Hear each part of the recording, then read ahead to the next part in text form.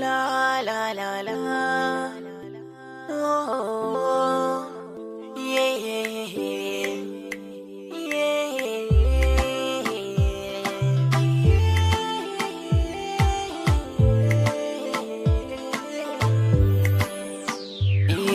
Da ni da ke a soyayya mun dace,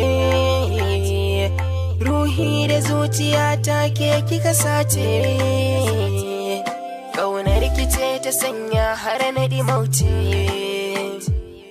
mai furta kalmar in barki ya zauce. Kan san ki bani ji tamkar na kurumce, samun ki guna kawai shine sa'a. Na miƙa kaina a so na yi mu bai'a, fadar kina iso tilas na yi da'a. Kuma duk abinda zaki ce ban cewa a'a. Alƙaliya a fannin soki shari'a, ke ce zaɓi na haske na raina gunsan ki ba kai ni ba. Na yi anniyar da kare haƙinki ba zan taɓa cutar da ke ba.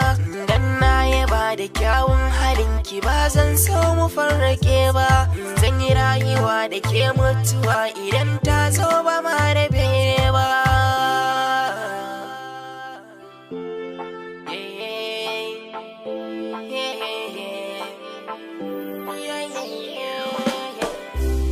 Duk abin da ranki ke so zanai ko da baki ce na yau ba. Ba mai saka ni ba mai hana ni in ba ke kaɗai ba. Zan yi adani na soyayya take har abadan ba zan yarba.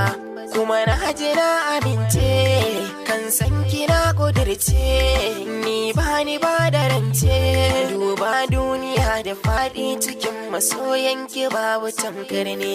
Banyo faɗi ba dan ayyaba ni sai dan kawai ki dube ni. Duk da an kiran da majanun na san ki zancen gaba ya dame ni. Ni dai rashin ki shine kawai ki sa zuciya ta yau rauni. Na yi alkawar zan zauna da ke idan har da rai cikin jikina. Ke zana baiwa kauna da dukkan farin cikina. Ke ce tauraruwa a gona, suna kena cikin jikina.